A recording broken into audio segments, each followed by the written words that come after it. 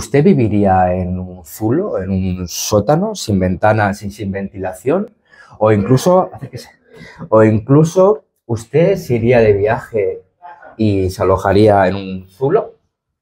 Pues esto es lo que quiere hacer el Partido Popular, que quiere reformar el plan general para permitir que los zulos, que los sótanos puedan ser alojamientos temporales. Es decir, que un trabajador que venga o que quiera trabajar en la ciudad de Alicante o que sea de Alicante y quiera trabajar durante un tiempo podrá disponer de cuartuchos para vivir. Porque obviamente el turista no va a elegir el zulo, elegirá el primero, el segundo o incluso el ático. ¿Quién se irá al zulo a vivir? ¿Quién se alojará en el zulo por alquiler?